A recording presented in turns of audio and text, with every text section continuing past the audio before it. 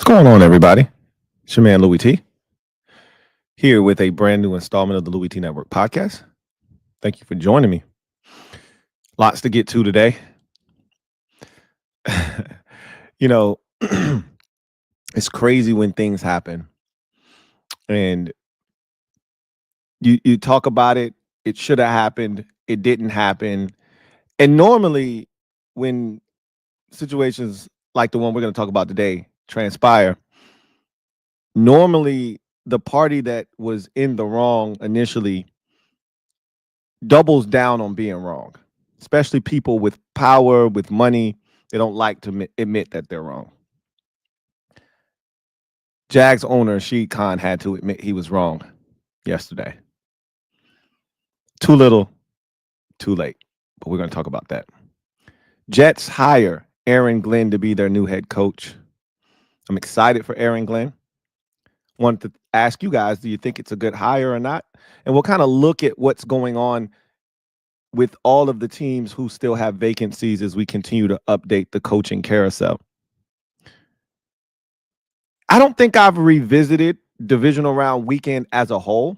I think I've talked about each of those games as separate entities, but never actually covering them all at once. So much like last week, I'm going to just parse through those games quickly and give you my biggest takeaway from each game as we head into championship weekend or Sunday. All of that and more here on the Louie T Network podcast that starts now.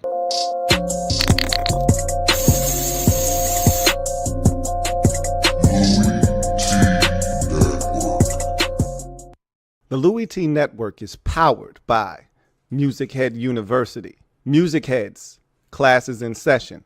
Turn me up. Enroll on YouTube now. Link is in the description. Who else could it be but me, your man, Louie T? Welcome to the 476th installment of the Louie T Network podcast. I, of course, am your set man, Louie T. Thank you for joining me. How's everybody doing on this beautiful Thursday? It's cold as shit outside, man. I mean, goddamn. I had to put a shiesty on to take my kid to the bus stop this morning, man. It's no games out. It's Brick City. Like, damn, like I was telling my wife, you know how sometimes you anticipate a cold winter and you like, man, it's going to be cold. Like if the summer's like really mild, you're like, yo, it's going to be cold outside this winter. Or vice versa. If it's a super hot, summer, you like, man, the winter better give us a break this winter, man. Can't hit me with that cold ass shit, man. Listen, I ain't never experienced a cold winter like this in my life. I ain't even gonna hold you. And I'm not even being a prisoner of the moment. I've seen snow before. I've done the snow thing. But coming from where I'm from, 757, stand up. We in the building. You know what it is. Naughty by Norfolk. If you in the building, stand up. You know what it is. We won't do this type of shit. I'm seeing single digits, bro. I was outside walking my kid to the bus stop yesterday, and I said it was so cold. Me and him were taking out the trash before we went to the bus stop. And I had one hand in my pocket and the other hand holding the trash bag. Man, that one hand outside of my pocket almost froze off. I was like, look, man, I was almost about to hit a slow jog, but it was a little icy outside. You know what I'm saying? I was like, nah, that ain't a smart move. But I was about to hit a slow jog to that damn trash can, man. And so I got to the trash can. I put it in. Man, I put my hand in my pocket so fast. Then we went to the bus stop. My face was on fire. I was like, oh, okay, it's different out here. I had to go back and check my phone and see how cold it was outside. Do you know what this hoe said? My phone said it was 9 degrees outside. I'm like, wait a minute. Let me refresh this. It was 9 degrees at 6:27 this morning when I woke up. Nah, it ain't 9 degrees. Now, I refreshed it and it said, no, I'm not playing with your ass. Okay, so it ain't 9 degrees. It's 17 degrees, but it feel like 9. I said, it feels like 9 degrees? It's 10 o'clock in the morning. What do you mean it feels like 9 degrees outside? He said, I said it was 17 though, but it feel like 9. Well, I felt that 9. When we start talking single digits, we have a problem. I do not live in the Midwest, okay? I don't live in the Northeast. I don't do these type of temperatures, man. What is going on? And this ain't no one-off. It been brick like this for the last week. Cold as shit. Man, it's snowing in New Orleans. It's snowing in Atlanta. Man, talk about it's cold everywhere. Ain't nobody like, well, I don't know about y'all, man. Shit is 65. It ain't 65 nowhere right now. Everybody cold. Shit crazy. I digress. Let me get to the gem dropping session, shall we? Yeah, I think we should go ahead and do that. Let me drop this gem on your melon. Open your mind, let your conscience be free. You're now rolling with your man, Louie T-double-E. Let me open you up. Get you thinking a little bit.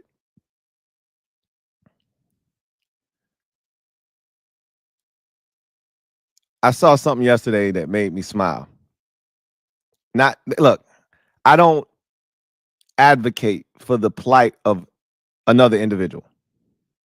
Now, some people secretly I root for their demise, but you got to be a really, really bad person, and not just to me, because even if I don't like you personally, I'm not going to wish bad on you. You got to be bad to a lot of people for me to be like, yo, I need you to go sit down somewhere, or I need you in a prison cell somewhere. So I'm not one to wish bad on anybody. But there are certain situations where you just go, you know, he's not good for business. You really should reconsider. Or as a wise man once said, please don't do it. Reconsider. Read some literature on the subject. And I asked She Khan, Jaguars owner, to please don't do it. Reconsider. Read some literature on the subject. Please. For your sake, for your fans' sake, don't bring back Trent Baalke. Nobody wants to work. Hey, he cost you hires the last cycle that you were looking for a coach when you settled in on Doug Peterson. Guys told you openly, yeah, I'll come to Jacksonville on one condition. He ain't there. You ignored it then. So then comes full circle back around. You're looking for a coach 3 years later. And the expectation around league circles is that Trent Baalke is as good as gone. They're cleaning house and they're going to start anew. And you know what? I don't know how you feel about Trevor Lawrence at this point. Whether you like him or you don't like him, he's talented. We knew that coming out of Clemson. I think he's been a bit disappointing to this point of his career, injuries aside, right? Felt like he regressed last year before the injuries took effect. But that's nor here nor there, right? And for those of you, that's neither here nor there. I know what it says. I know the saying. I don't give a shit. I'm saying it the way I want to say it. Anyway.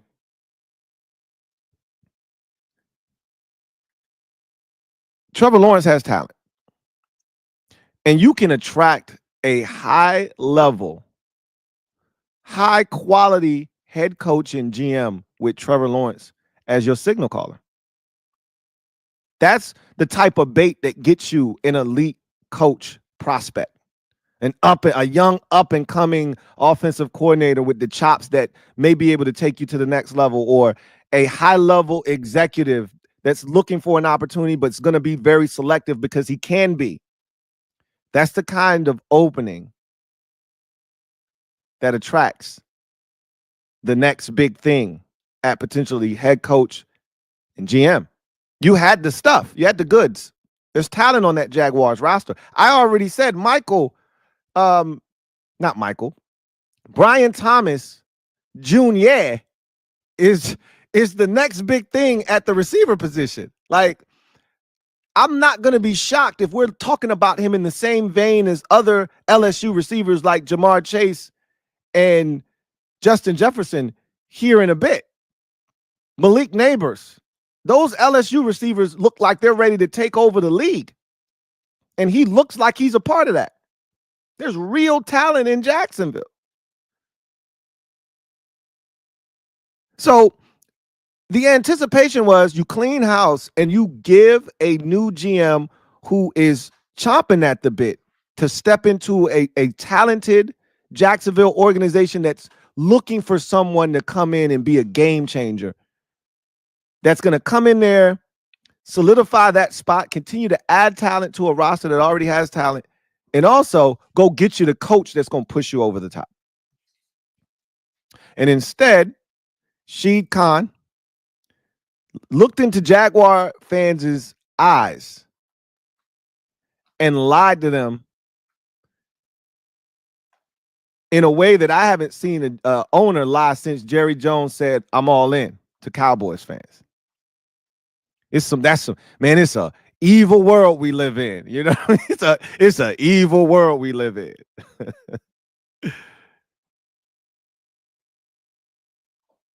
He told Jaguars fans with a straight face with a curled mustache,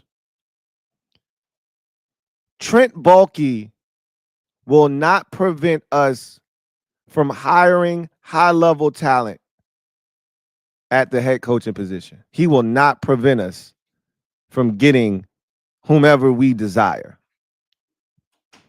And I looked at every Jaguar fans in their face, and they went, "He's lying. He's lying. Don't do it. He's lying. Don't do it." I was like, "Is this true?" He was like,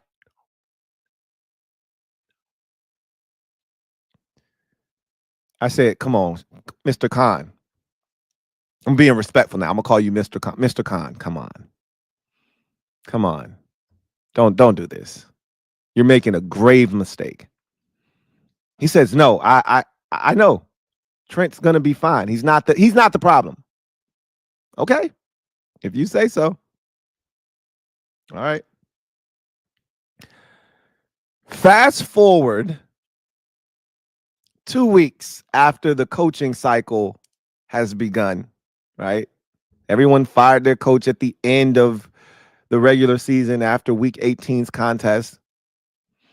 Jacksonville did as well, getting rid of Doug Peterson. And the interview process begun, and Sheed Khan said, "Hey, no, we're not going to be prohibited by Trent Baalke being retained. He's not the issue." And systematically, they were declined by every single high caliber coaching candidate, from Vrabel to Johnson to Glenn, you name it. They had no interest in the Jaguars job, and there was one common denominator: Trent Baalke. And it wasn't until Ben Johnson looked them in the face and said, "I'll come to Jacksonville, but only under one condition.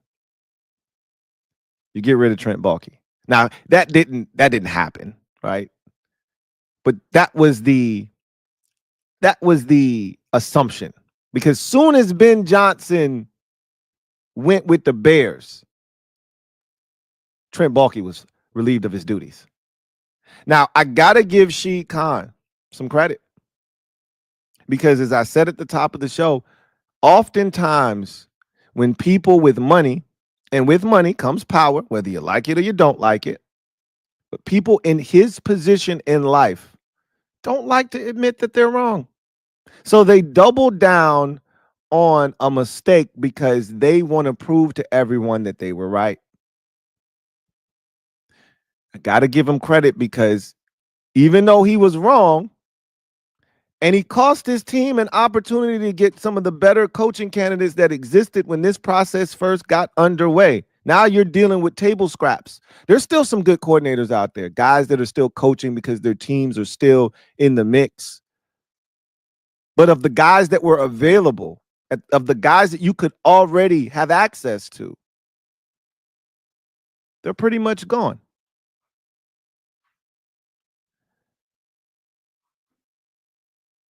He admitted he made a mistake by moving on from Trent Baalke, but the mistake was made nonetheless. And trust me, there were people who probably told him from the jump, which is why he felt the need to address this initially by saying Trent Baalke won't prohibit us from attracting high-level talent here. The reason he even had to address it is because it was a thing, and people told him before this process, you need to move on from Trent, man. You're not going to get the type of coach you're looking for with Trent here. So as a wise woman once told me, man, it's just too little too late. In life, this is one of the lessons I've learned, and this is one of those LouieTeeNetwork gems I'm dropping on your melon. This is the gem dropping session, right? Let me drop this gem on your melon. Open your mind. Let your conscience be free. You're now rolling with your man, Louie T. Double E. Let me open you up, get you thinking a little bit. Let this melon drop right in your dome. In life, those who are prepared and are proactive are rewarded. Those that are reactive, reactionary,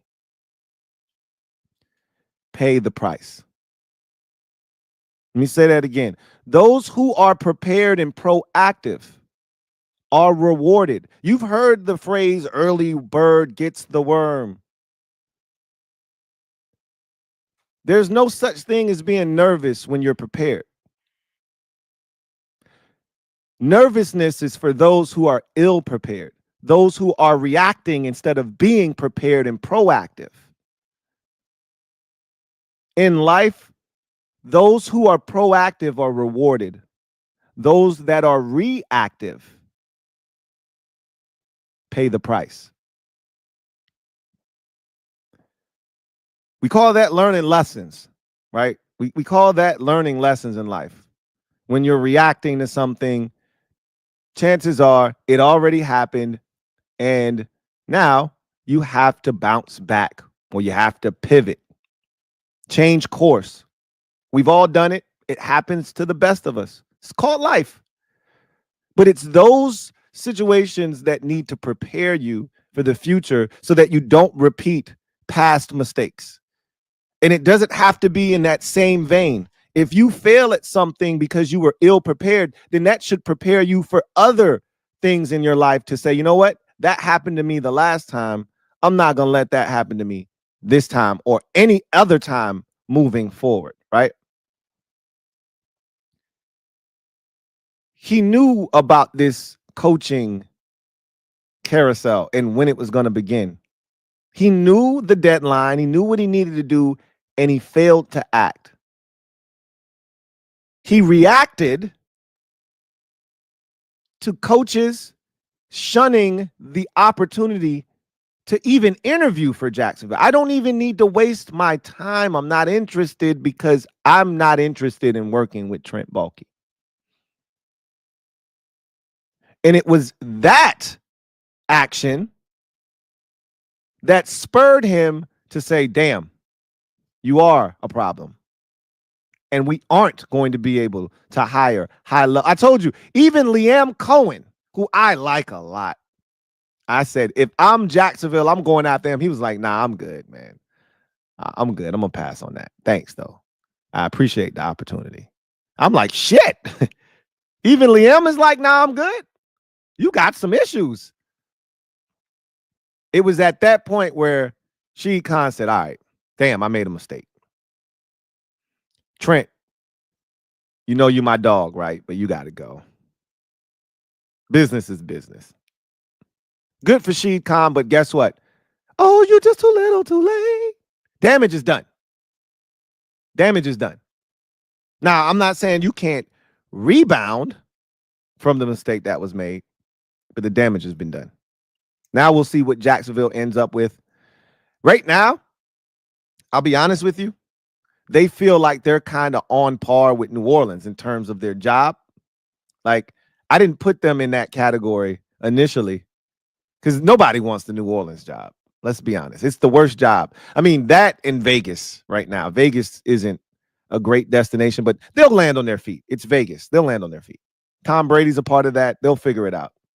You already see the Tom Brady influence. They hired John Spytek, the assistant Bucks GM, which obviously has ties to Tom Brady and his time in Tampa. So you already see the kind of flavor of the day going on in Vegas. Maybe Liam Cohen comes to Tampa Bay, Vegas. Maybe that's the play there. I don't know.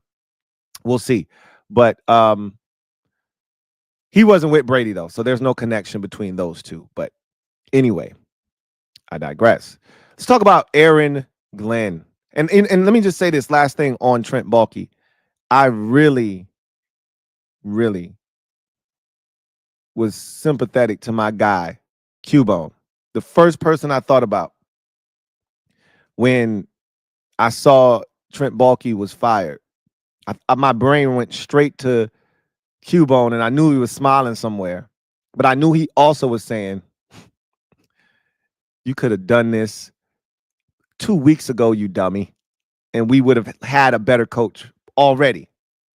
And I thought about Q, and I said, man, I know Q is smiling, but that smile is only a smirk. Because in the back of his mind, Q is saying, you should have did this 2 weeks ago, and we could have landed one of these big fish. You screwed the pooch on this one. But at least you did the right thing. And as I've always told y'all, as a wise woman told me, it's never the wrong time to do the right thing. Never the wrong time to do the right thing. Yeah, it was too little too late, but it's still the right thing to do. Aaron Glenn gets the job with the Jets. And I want to quickly go through the coaching carousel. We've done this. We're going to continue to do this until the carousel stops. So, and we're going to talk more about this on tomorrow's pod because I don't really know what the hell the Cowboys are doing right now. I'm fascinated with how they look like they're prepared to kind of fumble this opportunity to hit the reset button. I love Jerry Jones. Long live the Joneses. Okay. But we'll talk about that tomorrow on the show. So we talked about the 7 openings that existed with head coach, but we also talked about coordinator openings. We talked about GM openings. So let's go through the list quickly. Jets had a head coach and a GM opening. So they've hired Aaron Glenn. We're going to talk about that here in a second. They haven't hired their GM yet. I still believe that they're going to hire, because it just makes too much sense to me, at least. Lance Newmark, assistant GM in Washington. He was with the Lions for a very long time, and he knows Aaron Glenn. I just felt like they were a package deal. So he's had a second interview with the Jets. My assumption is they're trying to wait until, the Commanders, play on Sunday, win, lose, whatever happens. Then they're going to make the announcement so that it's not a distraction. That's what I'm assuming. That's the guess, right? I could be wrong about that, but that's what I'm assuming right now. So we'll see. Bears had an opening at head coach. They hired Ben Johnson. We've talked about that on the podcast already. So 2 head coach openings kaput, right? Both Detroit Lion coordinators gone in the wind. We'll talk about that a little bit later on in today's show as well. Patriots had an opening at head coach. They've hired Mike Vrabel. We talked about that on a past episode. So 3 openings gone, and all the jobs in the AFC East are now currently filled after having 2 vacancies post-season. Cowboys were in limbo when the season ended, what they were going to do with Mike McCarthy. They ultimately allowed his contract to expire and did not retain his services. They're now sniffing around Brian Schottenheimer. We're going to have to talk about that tomorrow. And reports have surfaced that despite the 5-hour, meeting he had with the Cowboys a second time yesterday, nothing's imminent. But where there's smoke, there's fire. That feels a little fishy to me, but we'll talk about that. New Orleans has an opening at head coach. I don't think anybody really truly wants that job. But again, it's only 32 of these. Somebody's going to take the job, right? Of course. But it feels like one of those Carolina Panther jobs from last year's coaching cycle. You're going to give it to somebody who's young, up and coming, who wasn't going to get a job unless you gave it to them, right? Jacksonville, I just talked about them. You know, they moved on from Doug Peterson after the season, and Trent Baalke was still there, and that was looming over the franchise. They now have since moved on from Baalke, but the damage is done. The guys that they were interested in weren't interested in them because of Baalke's because of his presence there. He's now been removed from the equation, and we'll see if that helps them maybe get a guy that they wouldn't have had access to prior to Baalke's dismissal. So they still are looking for a head coach, and now are also looking for a general manager as well. Tennessee has hired a general manager. They moved on from Rand Carthen. They hired Borzinghi from the Chiefs, their assistant GM. So they filled their GM vacancy. The Colts retained both head coach Shane Steichen and GM Chris Ballard, but they did move on from defensive coordinator Gus Bradley. I believe they filled that vacancy already. If I'm not mistaken, I got to go back and check to see.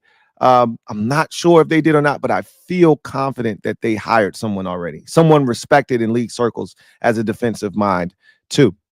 Cincinnati retained their head coach Zach Taylor, and they're not moving on from Duke Tobin. He's their general manager, and they fired Lou Anarumo as their defensive coordinator. And all signs point to, and I love him, and I'm sad to see him go. But Al Golden, who was Notre Dame's defensive coordinator, seems like he's all but accepted the job to become the next defensive coordinator of the Cincinnati Bengals. He's fantastic. I love Al Golden.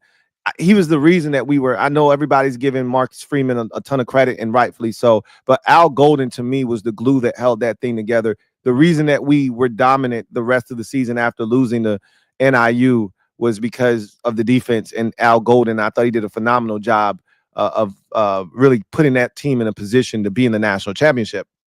So I think the world of him. We'll see what he does in Cincinnati. The Seahawks fired their offensive coordinator, Ryan Grubb, Ryan Grubb. And so they're looking for an offensive coordinator. I don't think they filled that void yet. We'll see what ultimately transpires there. And then the Raiders came to the party late, moved on from Antonio Pierce, have yet to hire a coach. Then they fired Tom Telesco like 2 days after firing Antonio Pierce. It was kind of weird, but that happened. And so they need everything now, new coaching staff, new general manager.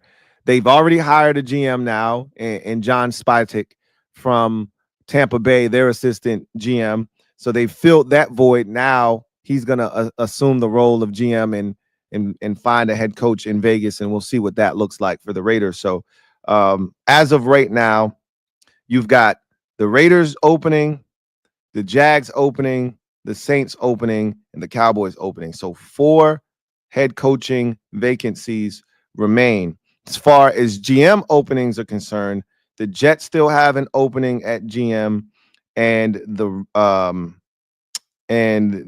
that it?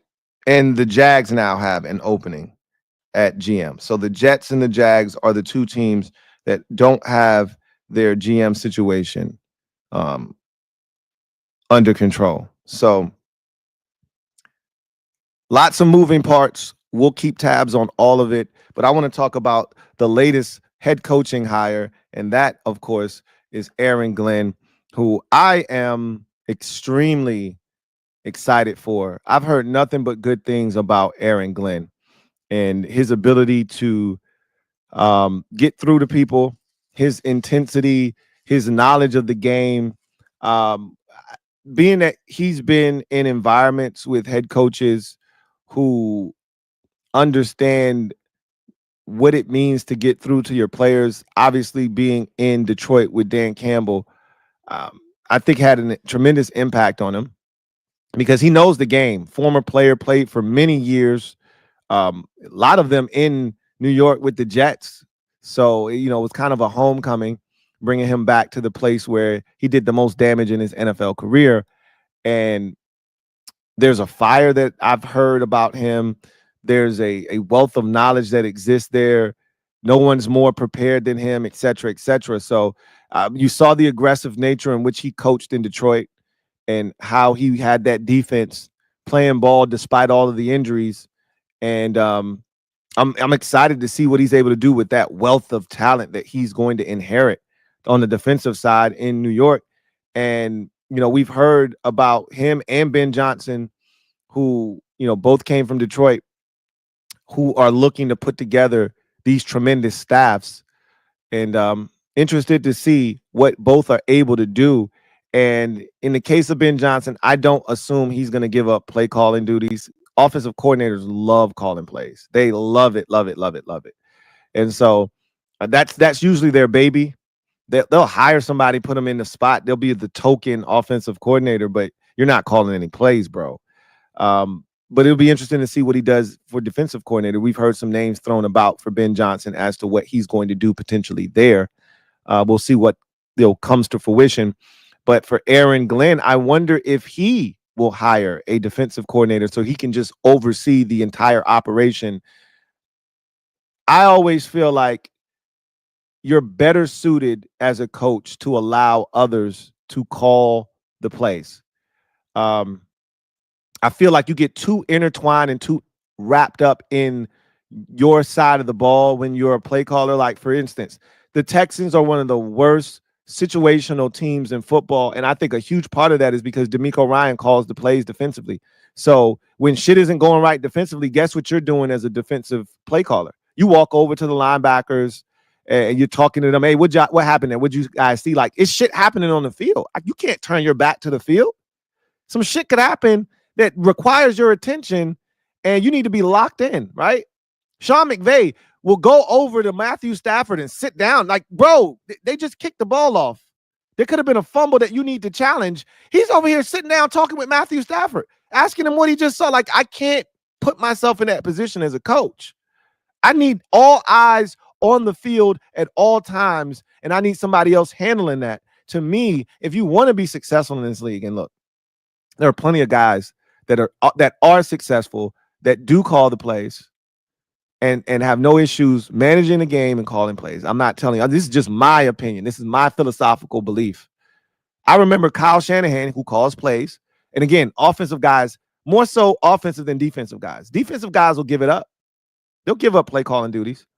Offensive guys, it's like their baby. Nope, not doing it. I'm calling plays. It's what I do. But I remember in the NFC Championship game 2 years ago against the Eagles, there's a catch. First possession of the game, massive play. Fourth down, Eagles go for it. Hurts throws the ball to Devontae Smith. He makes this incredible one-hand catch, but it's not a catch. It's not a catch. It hits the ground. Everybody can see it. He doesn't challenge it. The Eagles run up. They snap the ball, and we all know what happened in that game. And that kind of set the tone for the game. Obviously, the injuries were a much bigger story, but that to me was a tone setter. And I just think, guys who call plays miss things for whatever reason, right? Andy Reid doesn't miss a ton, right? He doesn't miss a lot. But again, to each its own. I expect Aaron Glenn to go there and give someone the responsibility of calling plays. I really expect him to do that. Bring in a guy he trusts as the defensive coordinator. Because I want that in my back pocket, right? Like, to me calling plays is the last ditch effort to save my job. Because if I'm going down, if my ship is sinking, it's gonna sink with me, right? It's gonna sink with me. So when you do it in reverse, when you start out as the play caller and you suck, or you realize I can't do both, and you relinquish that duty to somebody else, if they fail, you fail, and you might get fired before you can fix it. But at least if you hire somebody, there's a fall guy in place where you can go, look, man, this defensive shit ain't working. All right, I'm gonna go ahead and start calling plays, bro. I got it. Don't worry about it. So now if it don't work, it's on you, and you can say, well, I did what I could do. When it goes in reverse, you setting yourself up for failure, right? Because now you trust in somebody else to clean up your mess. And if they don't get it done, everybody goes down, including you, right? So I personally would go in there, hire an offensive coordinator, hire a defensive coordinator, and just run the whole entire operation if I'm Aaron Glenn. But he might take the D'Amico Ryans route where, hey, I'm calling plays, bro. I'm calling the plays. We'll see what he decides to do. See what kind of staff he's able to put together. Aaron Glenn's been in the league a long time. He's made a lot of friends. He knows a lot of coaches. I would imagine he would be able to put together a tremendous staff. That's my thought process, but we'll see, right? Robert Saleh is a name that's come up with the Jags, someone that they're reportedly very interested in. I wonder if he said, look, man, I really want this job. I think you got a really talented team, but I don't want to work with Trent Baalke. And remember, Saleh was in San Francisco. I think they cross-pollinated when they were in San Francisco. I believe they overlapped. I could be wrong about that. But I believe their time in San Francisco may have overlapped. So he may have already had a working knowledge of Trent Baalke and was like, nah, I want no parts of that, bro. You get rid of him, call me. Hit my agent up. We can make something happen. We can make something shake. I just find it funny that Ben Johnson takes the job and Trent Baalke is fired hours later in Chicago. Ben Johnson takes the job in Chicago. Trent Baalke is fired hours later. I don't think that's a coincidence. I don't. Anyway, I digress. Let's move on to social media maneuvers. I'm a midday marauder. Before we get into that, though, we're going to take a quick commercial break and then come back on the other side, and then we're going to jump into social media maneuvers. What's going on? It's your man Louie T here on behalf of Mando. New year, new me. That's right. It's 2025, and I left some things in 2024. Let's see. Baggage, losing of any kind, and of course, odor. That's right. Funk is not traveling with me in 2025. And you know what I brought with me to ensure that that didn't happen? That's right. I brought Mando. Here's why. Whole body deodorant that's safe to use anywhere on your body. Pits, package, grundle, feet, belly button, butt crack, stomach folds. Anywhere funk travels, anywhere with hair, Mando can go there. Attacks odors aggressively. Clinically proven to control odor for up to 72 hours. Available in 4 cologne quality scents: bourbon leather, Mount Fuji, Clover Woods, and my personal favorite, Pro Sport. So listen up. Your man Louie T has a deal for you. If you're a new user, right, use the promo code LouieT. Head over to mandopodcast.com/LouieT to get you 40% off, right? $5 off. That's 40% off of a Mando starter pack that includes a stick deodorant, a cream tube deodorant, and 2 free gifts of your choice, like wipes or something along that line. Look, you can't go wrong with Mando. If you're looking to kill and conquer odor in 2025, what are you waiting on? Get Mando. That's shopmando.com, shopmando.com. Use the promo code LouieT, or you can go to mandopodcast.com/LouieT. Either way, that's going to get you that $5 off. That's 40% off of their starter pack. Look, man, I wouldn't lead you astray. And some of y'all were funky in 2024. I'm going to keep it a bean. Some of y'all were funky and raunchy in 2024. Here's your answer in 2025. Get you some Mando.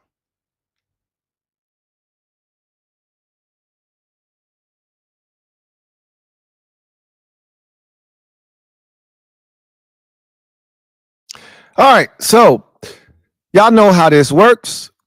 I'm a social media, I'm a midday marauder. Y'all know how this works. If you're out there, you want your comment read on the air, super chats are the best way to do so. However, if you use the hashtag LouieTLive, we'll get to your comment if time permits and it is pertinent. Can't assure you that we'll get to your comment. The only way that you are assured that your comment is read on the air is if you're super chat. All right. So with that said, let's get to the comment section. And we start with my guy, Cubone, the Q. Really appreciate you as always, Q. Thank you for the super chat. Greatly appreciate you. Who writes, "What's up, Lou? What's going on, Q? Words cannot express how happy I am that Trent Baalke is gone. Should it have happened when Doug was fired? Yes, absolutely, it should have. But better late than never." I couldn't agree with you more, right? Like I said, it's never the wrong time to do the right thing. Okay. So I still think there are a few candidates that are a good fit. I'm free. I know the feeling of being free, bro. It's happened to us as Commanders fans on several occasions where we didn't think we would ever be free of the bondage first of Bruce Allen, right? It felt like he was always going to be around, always going to be the right-hand man of Dan Snyder, and we just felt like we could never break from the shackles of a Bruce Allen, or AKA the Prince of Darkness. And when we got free of him, we celebrated like we had just gotten rid of Dan Snyder and we were getting new ownership, because we didn't expect to get new ownership. But the ultimate, I'm free was, of course, Daniel Snyder. Look at what we've done in 18 months since he's been removed as owner here, right? It didn't take long. I mean, it's surreal, right? It's surreal where we are right now. And all it took was to get rid of Dan Snyder and start the process of flushing 30 years of pure shit. Man, it took a couple of plunges and a few flushes, but we got it all down. And now it's clean blue toilet water. And I know that doesn't sound the best, but when it's been dark and murky and nasty and funky for as long as it has been, you just want blue, clean toilet water. That's it. Just give me a chance, man. And that's what you got now. Not sure yours is blue, though. Not sure yours is blue. Yours might be white right now, but look, it's clear, right? You got no funk in there. Shout out to Mando. Now go find you a coach, and maybe your water and GM, and maybe your water will turn blue. I'm going to be watching very closely to see what you guys do here, because yeah, you screwed the pooch initially, but I'm proud of Sheed Khan for admitting he made a mistake. A lot of guys aren't willing to do that. Jerry Jones proved last year he wasn't willing to admit, I made a mistake. I should have signed Derrick Henry. I made a mistake. I made a mistake. It's okay to say I made a mistake. Nope. He doubled down on the mistake. We didn't have any money for Derrick Henry, yada, yada. Bullshit. You just gave Trump $200 million for a damn inauguration party. Bullshit. You got money. You got the funds. So spare me, okay? Anyway, good for you, man. I'm happy for you, bro. I'm happy for you. Stephen Dent, been a member for 2 months, who writes, "Fan from 72, sold pretzels at RFK. This is different." Well, then. You've been through it all. You've seen it all, been through it all. This is definitely different, though. And I think part of the reason that this is so different for us as fans is the ones that saw the glory years. I talked about this before. the mindset that comes with seeing the glory years. We were so good, it was expected. Like when we didn't win big, it was disappointing. That's how the human psyche works. Once you get something and it happens often, you expect it. And when it doesn't, you're like, wait a minute, we didn't win? Huh. That's strange. All right, we'll just win next year then. That was the mindset from 81 to 92. That was the mindset that Joe Gibbs instilled in fans. Oh, we didn't win this year? Damn, that's crazy. Okay, we'll get them next year. We'll win next year for sure, right? And it was like that every year for 11 straight years. Super Bowl in 82, Super Bowl in 83, right? Playoffs almost every year. Super Bowl in 87.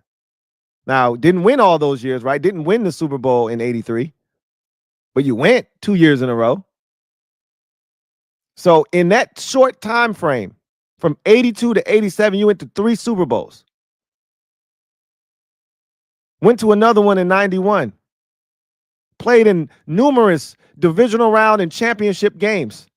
Didn't always get it done, but you were in that mix constantly. So it just became second nature. We'll get them next year.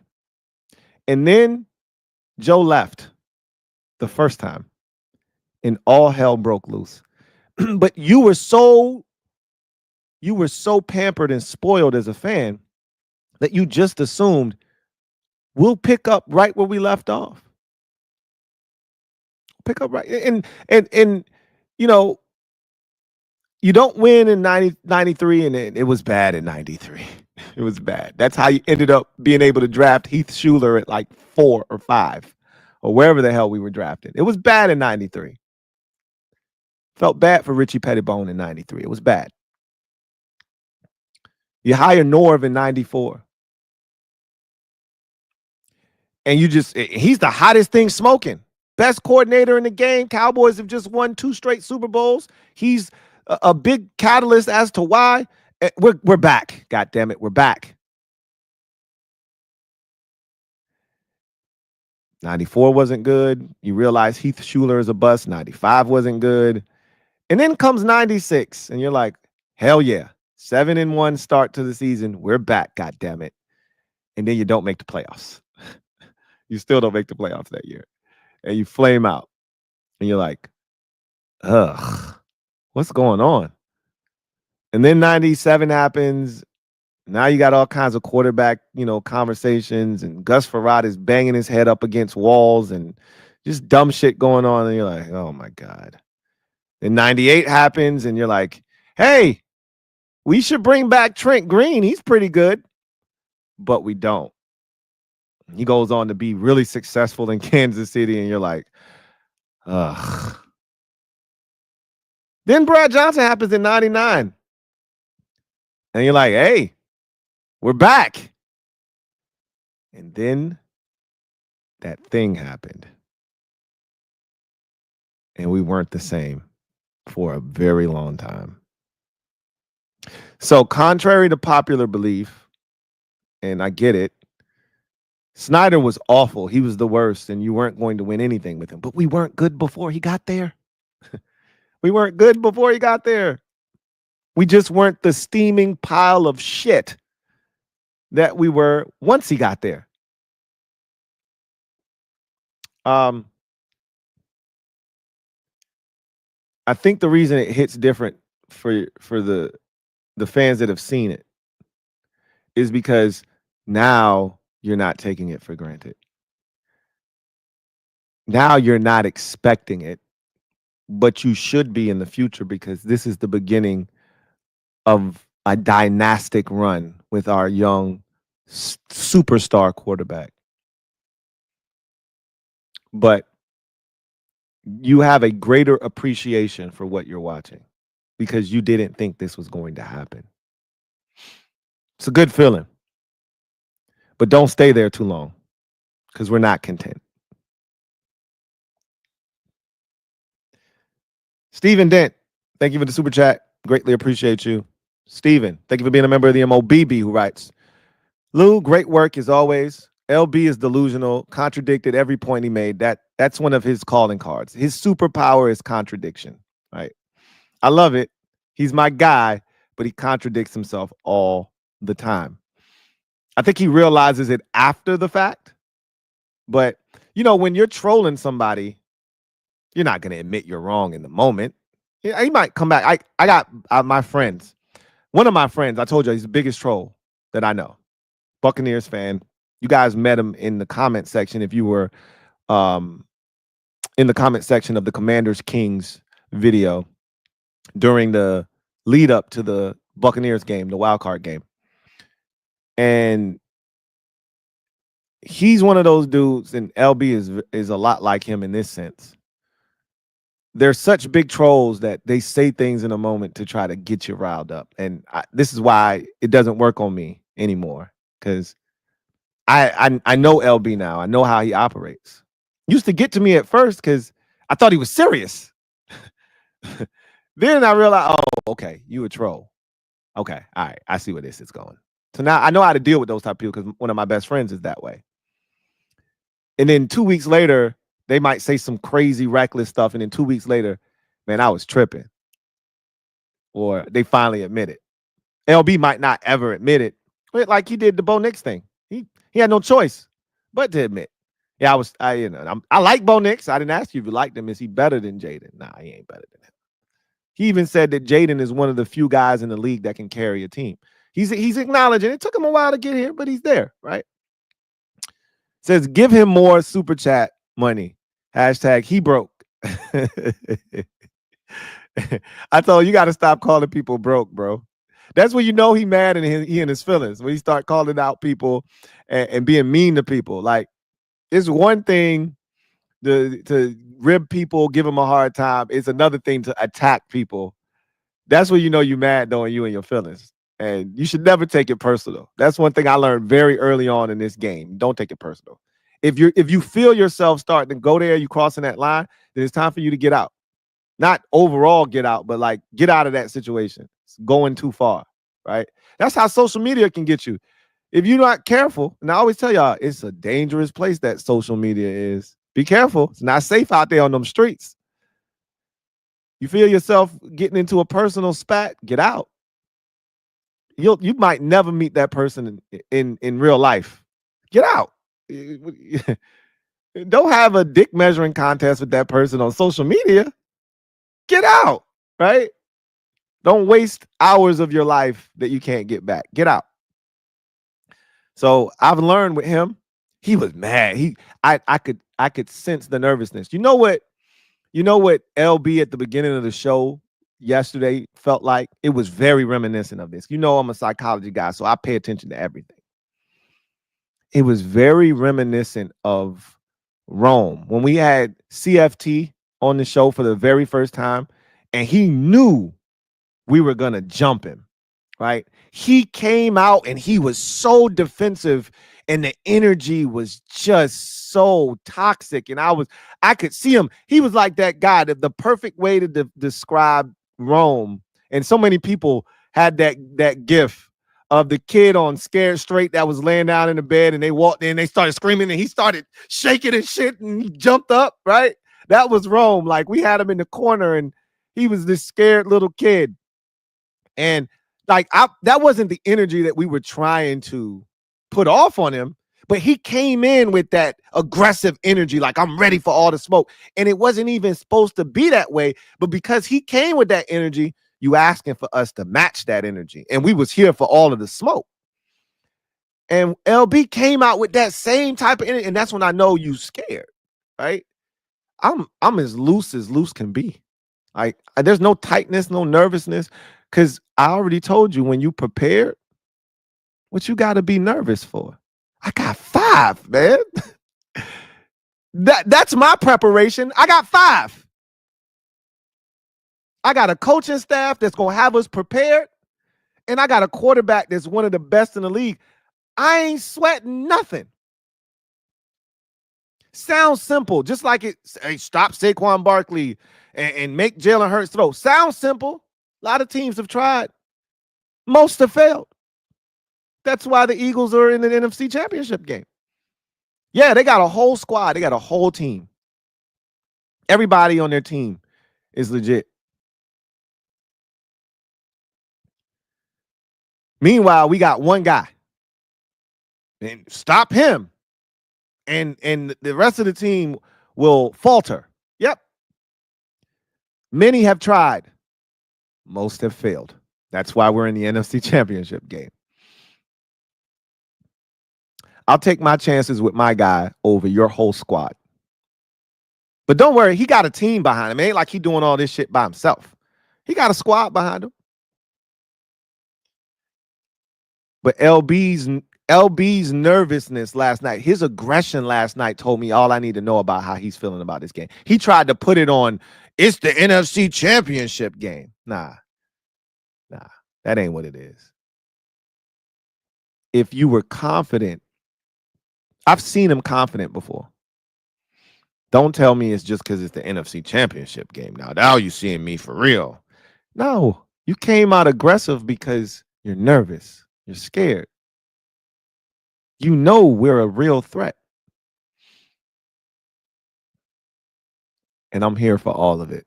I wasn't going to go there with him yesterday because that's not the type of energy I have. It's not the type of time I'm on. I know what I got over here. I'm confident in what I got. Feels good. Black Al B, thank you for the super chat. Greatly appreciate you. Black Al B. Right. So what it do, Lou? What's going on, Black Al B? You know what it is, man. Ain't nothing over here. I'm just kicking it. Just chilling. Like Escape. Just kicking it. Do-do-do-do-do-do-do-do-do. What's good with you? Washington's story is giving inspiration to so many fans of other squads. Some with more drama than others, but inspiration nonetheless. Get the job done, mob. You ain't lying, man. I told y'all this on the bonus pod on Monday night when I was a little saucy. I was feeling good. That was some late night Louie. Y'all know how that goes sometimes. So I was off on tangents, and you know how those pods go sometimes. But I said one of the things that's been refreshing in all of this is the outpouring of support from other fan bases. I've been doing this for over a decade. And along the way, I've accumulated a lot of viewers from other fans because when I first started this, the market wasn't oversaturated like it is now. People weren't on YouTube doing what it is I do, right? When I first got in the game, all people did on YouTube from a sports perspective was talk trash. It was the TTC. Well, nobody breaking down drafts and giving analysis. That's what TV was for. I was one of the first doing that. That's why people flocked to me. They couldn't go and find out how someone felt on YouTube about the Vikings draft or about the Titans draft. So I got a lot of subscribers back in the day doing that. And then obviously as time progressed, the market became more and more oversaturated and people realized this is where they need to be. You want to make money and you don't want to have to answer to anybody. Here's your opportunity. But I really appreciate all the fans that stuck it out. You know, the fans, I don't do as much Titans content and Bengals content and Jags content as I used to. I still talk about those teams. But I don't do as much content on those teams as I used to. But they still show me love. And it was cool to see all of them come out of nowhere. People I ain't talked to in years. And they like, man, I'm so happy for you, bro. Go get them. Go get them, man. And like you said, our story is an inspiration to teams who look at their situation and say, man, how the hell we supposed to get out of this rut we in? Now, I warn you, like a wise man once said, please refrain from using profanity in the presence of these people. One more outburst from you, and I will be forced to thrash you. Let me be clear, right? Please refrain from thinking you can do what we're doing unless you have one of them ones. or the rest of the league will be forced to thrash you. You can overhaul the whole entire system and organization and do everything right. But if you don't get that quarterback, man, I got news for you. Newsflash. You don't have a quarterback, you don't have a chance. So while we're an inspiration, you got to hire the right people. You got to let them do their job. But you got to find that quarterback, though. You got to find that quarterback, though. Good luck to all the fan bases who are inspired by us. We ain't done yet. We going to get the job done. For viewers like you, Black Al B, we going to get the job done. Appreciate you, though, man, as always. It's all love. The Cubone, thank you for the super chat. Greatly appreciate you. Double up. Thank you for doubling up. Thank you for your generosity, Q, man. Can't thank you enough, man. Really appreciate you. Q writes, I wouldn't mind taking a shot on Joe Brady. I saw that you guys were interested in him. And you may have a shot at him after this Sunday. You never know. I've always liked him as a coach. With Baselli being involved in the search, I'm sure we'll find our coach. The question will be, when and how long will the search for a new GM take after they hire the head coach? Let me ask you something, Q. You don't think they should hire the GM first? That don't seem bass backwards to you? To hire the coach and then go get the GM? Unless it's I think the Jets, it's, to me, bass backwards if you hire the coach and then the GM, right? Because now the GM, of course, the GM is going to tell you, hey, I don't have any problems working with Joe Brady. But he didn't hire Joe Brady. He's not tied to Joe Brady. There's no incentive to make sure that Joe Brady works. Because even if Joe Brady don't work, he can be like, I didn't hire him. I mean, I'll fire him and I'll get my own guy, right? Then you start judging me on what I've done. I just always feel like if you want to hold the general manager accountable, you have to give him the ability to go get his guy. I don't want any excuses when things don't work. If I think you're doing a really good job and you just hired a crappy coach, but you assembled a great roster, I'll give you another chance to hire another coach. But now you skating on thin ice if this next coach don't get it done, because even though you might be a talent evaluator and you're shrewd with the money and you've done everything right from that aspect, if you can't find the right head coach, you're a poor judge of talent in that department, and we can't win no matter how much talent you have. We'll see if you guys do it in that order or not.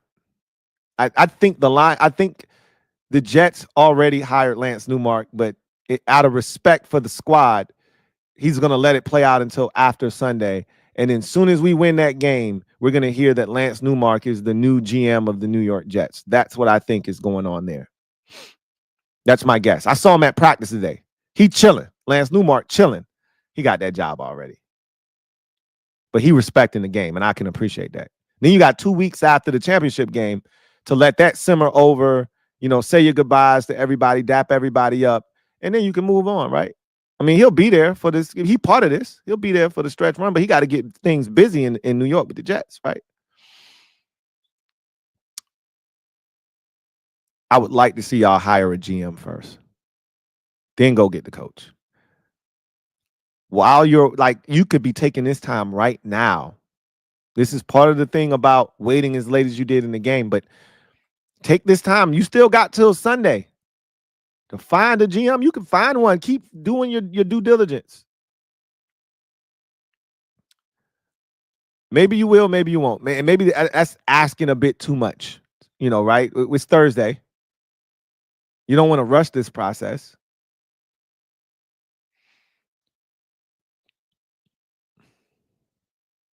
But if you hire a coach, then you hire a GM, it just seems a little backwards to me. But we'll see. But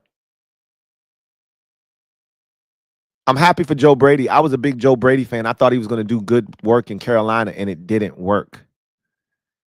He needed to fail in Carolina to be successful in Buffalo. I remember guys like Teddy Bridgewater saying, bro, we didn't even have like red zone work. We didn't do like situational work at practice. They weren't prepared. So I think he learned a lot from that experience. Just like I'm pretty sure he's learning a lot from his Buffalo experience. Went there as the quarterback coach. They fired their coordinator a couple of years ago. He stepped in, assumed the role, did a good job, and they kept him on permanently as the offensive coordinator. And maybe he's ready to spread his wings. Maybe Jacksonville is the place for him. We'll see. We'll see.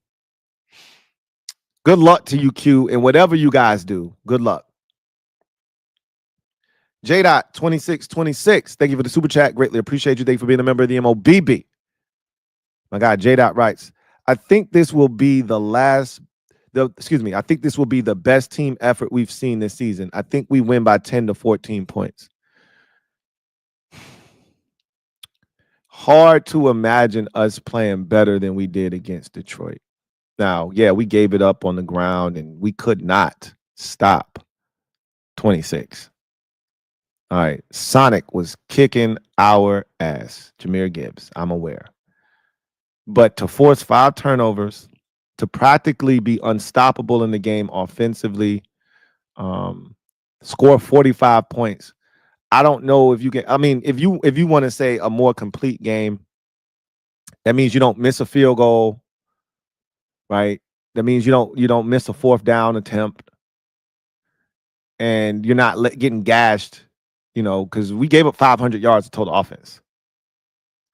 So if you mean like we held the Eagles to 292 yards of total offense, held them to 13 points, forced 2 turnovers, and won the game 27-13, then yeah, that would be the most complete game of the season. I mean, we've had complete games. The Cleveland game, yeah, we turned it over in that game, though. You don't want that. But we had the Cleveland game. Probably the most complete game of the season was probably Carolina. I don't think we turned it over in that game. Obviously, Jaden got injured. But it was pretty clean. It was pretty like we kicked their ass start to finish. We forced turnovers in that game. We scored 40 points. We limited them on offense. I don't even think they might not have had 200 yards of total offense in that game. So if you're talking about one of those types of performances and it ends up being 27-13, hell yeah, that would be awesome. That would be awesome. JLG, thank you for the super chat. Greatly appreciate you. JLG writes, joint late. Do you think Aaron Glenn is the guy to bring the Jets back to relevancy? He's going to have a shot. Again, I just talked about this. If you don't have a quarterback, you don't have a chance in this league. So they don't have a quarterback. And I mean, Aaron Rodgers could be back. I told you last year, and I'm doubling down on this. Him and Kirk Cousins still have something to offer in this league. Kirk Cousins lost his confidence last year because of his inability to move. You give him more time to rehab to get more confidence back in that knee, and I think Kirk Cousins will be fine. And I think Aaron Rodgers, we started to see at the end of this season, he started to play a lot better. And I don't think it was a coincidence that he started to move a lot better at that time. Yes, he's old. And he's never going to move the way that he once did, but I still think he can play. But is he the right man for the job in New York with the Jets? I don't know if Aaron Rodgers is the right quarterback for them.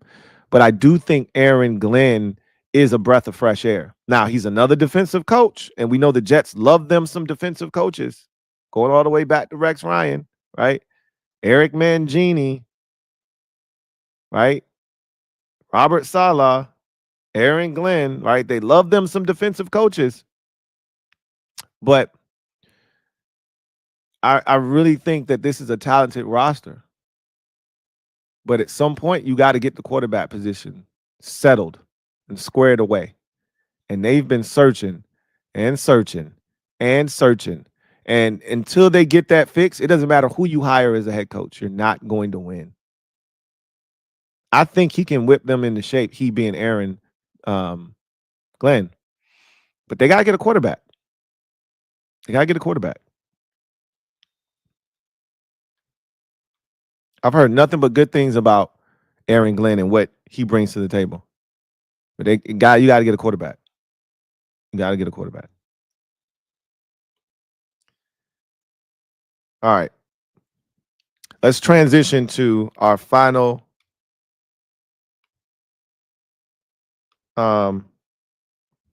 segment of the show. You know what it is. Garbage time. So I wanted to run through the divisional round real quick and give you my biggest takeaways from the divisional round. So let's go in the order of the games in the way they were played. So the first game was Chiefs and Texans, and Chiefs get the win. What did it end up? I think they took a safety at the end. So what did it end up? 23-14, I think, or something like that. I think it was 23-12 at one point. And they took a safety to make it 23-14. So I think that was the final score of that game. So for the Texans on their side of things, I really feel like that was a season marred by injury, and we'll never know what that group that they had assembled before the season started was capable of, because we got robbed of that pretty quickly.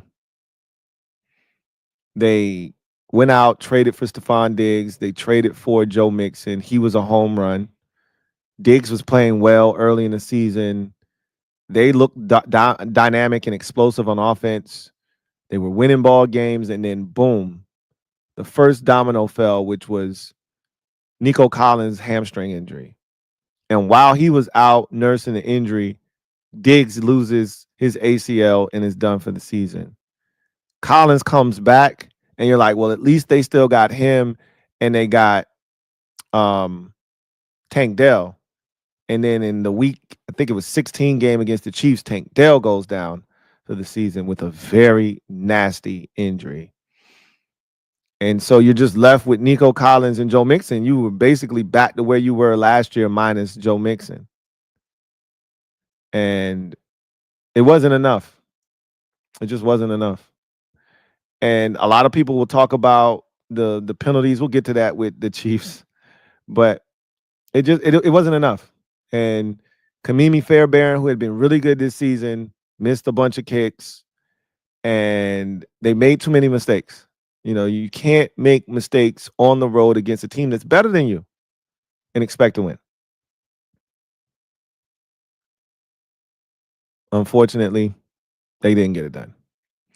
And, you know, eventually the narrative will start to form, and it's early, so we don't have to, you know, start having this conversation. But eventually the narrative will form with CJ Stroud. Can he win a road playoff game? That will happen if he continues to lose on the road. He's 2-0 at home. He's 0-2 on the road in the postseason. So it's always good to play at home. That's the goal, right? You don't want to have to go on the road. You play in the regular season for the right to not have to go on the road in the postseason. But they play in such a porous division that you kind of get lulled to sleep, and you get this sense of entitlement, beating up on the likes of Jacksonville and Tennessee and Indy. And then when you go outside of that incubated bubble, you realize, hey, man, it's real out here, man. Baltimore ain't no joke. Pittsburgh ain't no joke. Cincinnati ain't no joke. Kansas City ain't no joke. Buffalo ain't no joke. And you're like, until they start playing with them big boys. And they beat Buffalo this year. That was early in the season when they still had their stuff, which is why it's a shame we didn't get to see that kind of play itself out. But I digress. And DeMeco Ryans had another brain fart. And he's another reason why I don't know if they can take that step because it's too many questionable decisions or things that they don't do throughout the course of a game. They had a first down. It's a clear first down, and he doesn't challenge it. Like, who's instructing this man, right? Anyway, long story short, they just didn't have enough. They didn't have enough. Valiant effort defensively. That's a good defense, man. Damn, that's a good defense. They deserve better, but they just don't have enough. They don't have enough. On the Kansas City side, we can make all the excuses we want. And man, I heard more Kansas City ref excuses and the narrative being perpetuated that the league wants Mahomes in the Super Bowl. I'm like, yo, this is wild. I heard more of that this week than I've heard, and I've heard it a lot. I heard more of that this week than I think I've heard combined over his entire career. Like, it's a real thing now. It's trending on social media. Mahomes with a ref uniform on and all kinds of crazy shit I'm seeing. AI is crazy, bro. But the fact of the matter is they've been doing this for years. They win. You say what you want. Mahomes was falling down, getting sacked, and he throws the ball to Travis Kelce. And again, I don't understand how, for the life of me, you can get to the postseason and let Travis Kelce get you for $1 and some change. There was one catch he had, his biggest catch of the day, which was like 40-something yards, where he just turned him loose. If there's one guy I'm not turning loose on Kansas City's offense, it's Travis Kelce. It's 87. Just turn him loose, catch it over the middle, turn and run. I'm like, what is this? Can't get jiggy with this shit.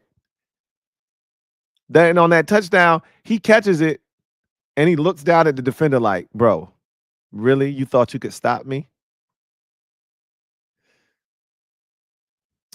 The Chiefs are a machine.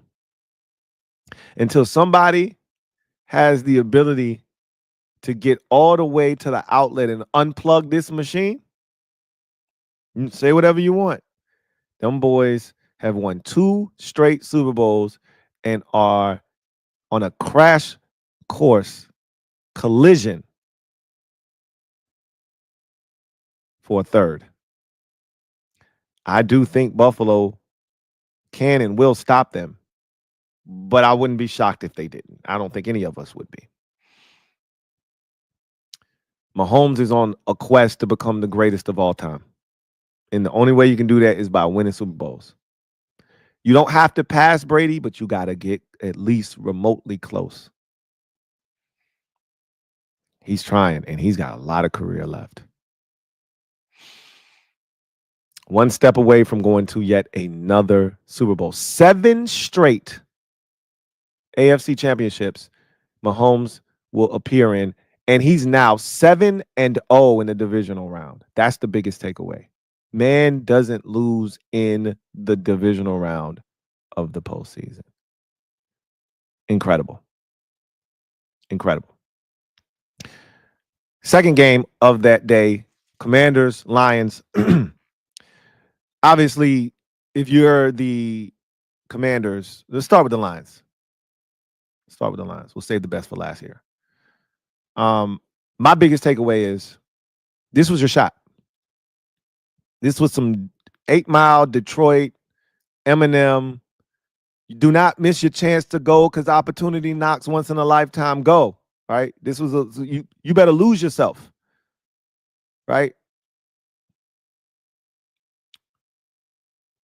You went 15-2. You were blessed to get both coordinators back last year after you made it to the NFC Championship game. Ben Johnson could have left. Aaron Glenn could have took a job last year. They both decided to come back. I don't know if Aaron Glenn could have got a job, but Ben Johnson most certainly could have gotten a job last year. They both came back. And you knew this was the last time you were ever going to ride like this again. So you needed to take advantage. And boy, did you ever. To the tune of 15-2. Most dominant team in the NFC. Most dominant team in the league, you could argue, outside of Kansas City. And for a large stretch of this season, it felt like you were better than them too. to come off your bye, to give up 45 points, to turn it over 5 times, to lose in the manner that you did. I watched Lions fans, and as much as I wanted to feel bad for them, they were talking too much shit before the game. So I couldn't feel bad for them. Couldn't do it. Somebody had to humble them. But it's that SOL thing with the Lions, right? After the game, they were walking out of the stadium, and he was like, I can't believe this. It's SOL all over again. It just never changes. It's always SOL. And they panned to his friend that was walking out. Same old Lions. And I said, God, forgive me for laughing, man. Forgive me at their pain.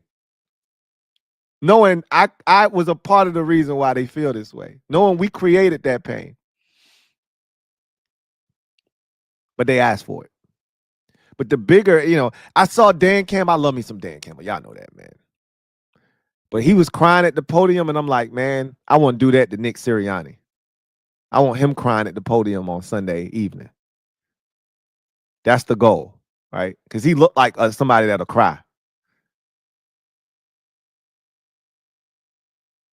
Campbell, the reason he shed tears is because not only was it an abrupt end to a tremendous season that they had high hopes for, but he knew, I'm about to lose both my coordinators. Like, yeah, externally, you're going to tell everybody we're going to be fine. That's what you're supposed to say. But internally, like, shit. They don't know. It's the unknown. They might come back and be 14-3 next year, and all is well in Detroit. Or they could come back and they could be 10-7, 9-8 next year, and everything's not okay in Detroit. And that's what's scary for them, is the unknown.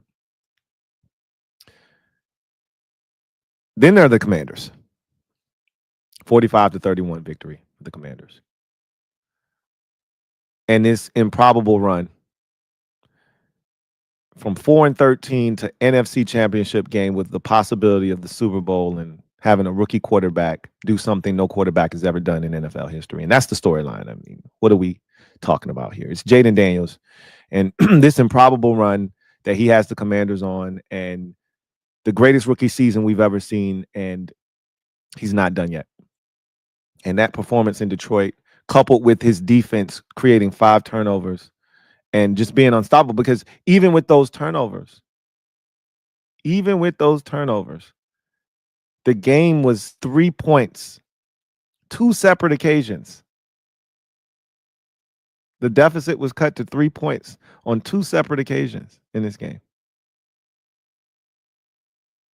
It was 24-21, and it was 31-28. And each time he responded, and the defense responded.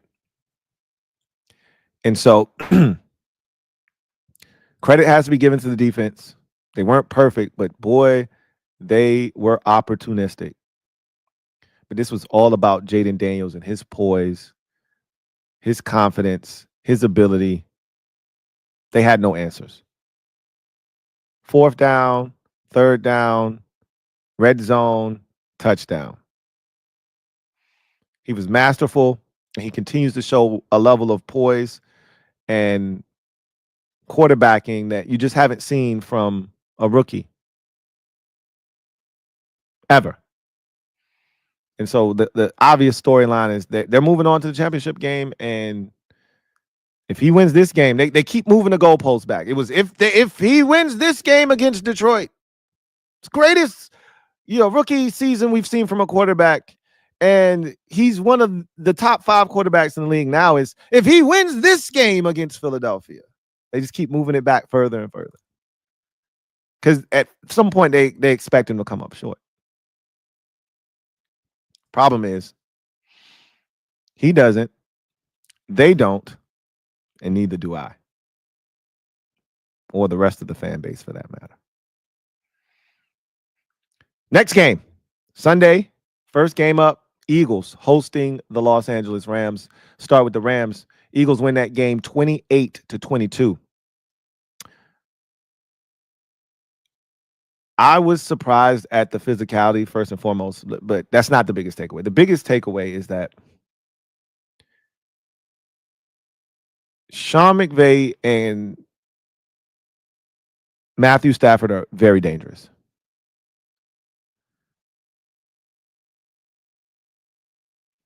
I don't know what Stafford's going to do. I think he's going to keep playing. What we found out, and I remember like saying, bro, that hit didn't look all that vicious that you took running. Remember, he ran on the first drive of the game. They scored a touchdown on that drive, but he had a big run to put him in a fourth down and, short situation that they ultimately went for and got. We found out later that he cracked 3 ribs in a week 16 game, which is, now I feel bad for saying they ducking the smoke in week 18. No, Matthew Stafford needed to rest in week 18. He had broken ribs. Okay. I feel like a dunce cap.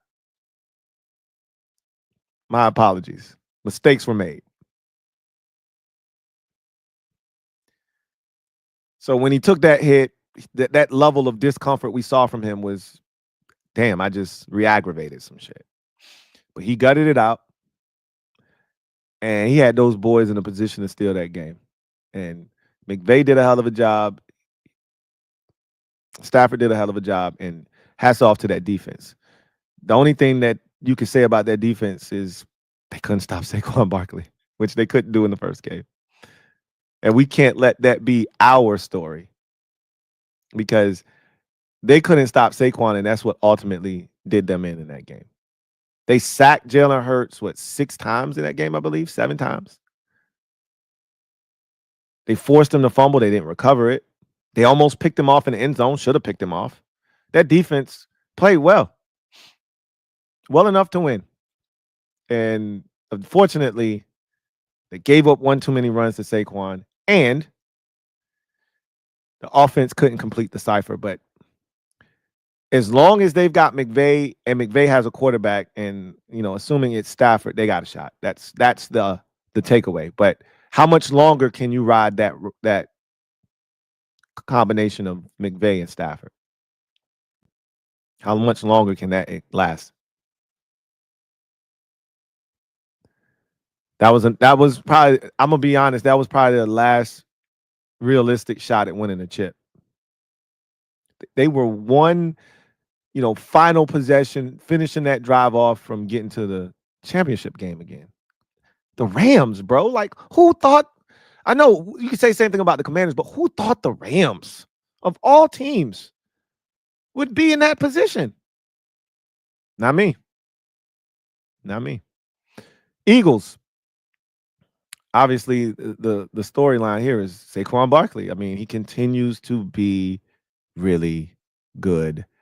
And you could argue the best player in the league and league MVP. He's not going to win it. They're going to give it to a quarterback, but he just continues to prove why he was one of the, if not the most important offseason acquisition. I mean, the Eagles were winning without him, but and it's easy to say that, well, we would have won without him. We were winning before we got Saquon. I don't know if you would have did it this year, though. This feels a little different. It felt like you were heavily reliant upon an elite back. And maybe you would not have been if you would have just had Kenneth Gainwell running the football instead. Maybe you would have leaned on Jalen Hurts more and he would have been able to get more done for you if he needed to. But it just feels like this offense has regressed to, if Saquon can't do it, we can't get it done. And it didn't used to be this way. The run game used to be a huge catalyst for their success, but if Hurts needed to go get you for 280 and 2 scores, he could do that. I don't think he can do that right now. I may be wrong. I don't think he can do that right now. This is the formula. 21 carries for 26, for $180, for 205, for 3 scores, and Hurts just managed the game. Right? Hand on 10 and 2. Don't touch the radio. Just drive, bro. Just drive. That's the storyline. Saquon Barkley is the man. But what happens if he's not?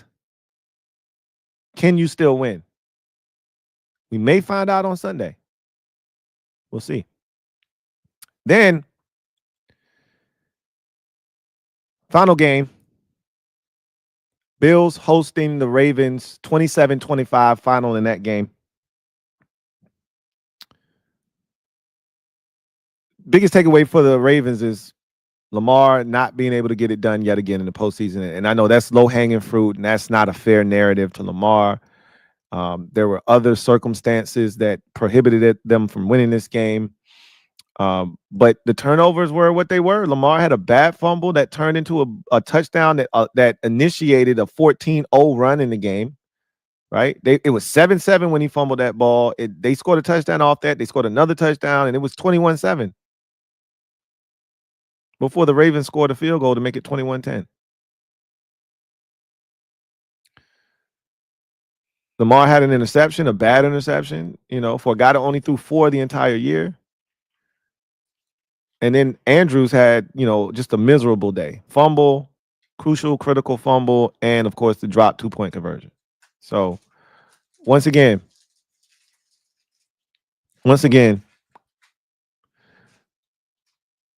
Lamar is going to be put on his plate, unfortunately. But that's the way the world works. That's the way the cookie crumbles. So that narrative is going to be allowed to continue to persist. That monkey is, I equate him to Steve Young. He's going to have a massive monkey on his back. I think he's going to win a Super Bowl one day. And it'll be like, Steve Young, get this monkey off my back. But until he does, it's just going to get heavier and heavier and heavier. For the Bills, we talked about this already. I think I talked about those 2 quarterbacks in particular. But Josh Allen, it's your time. 0-5 against the Chiefs in the postseason.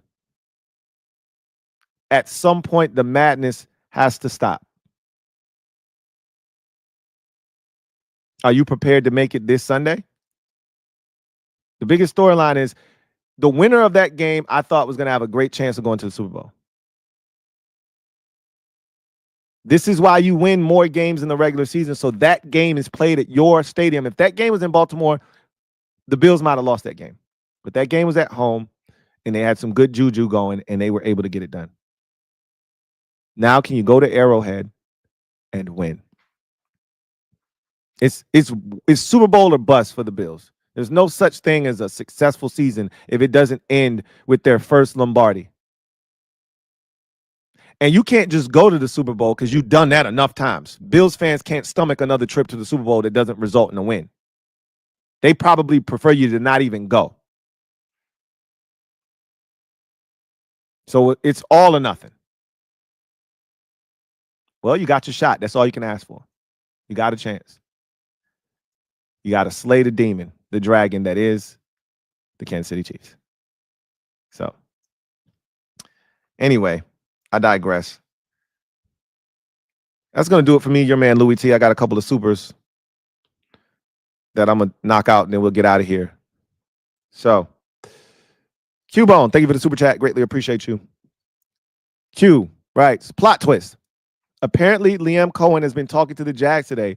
Rappaport says, the copium is kicking in. I told you. Liam was like, nah, I'm good. I heard horror stories about this man. I'm good. If I'm Liam, if I'm Jacksonville, that's who I want.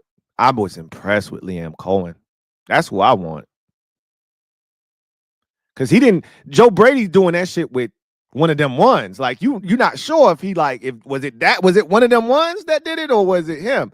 Liam Cohen did the shit. No offense to the Baker Mayfield. Baker's a stud. He was the #1 overall pick for a reason, but it's levels to this shit. I would love to see y'all get Liam Cohen. That copium kicking in, like you said, Q. That copium kicking in fast. The Blackout B.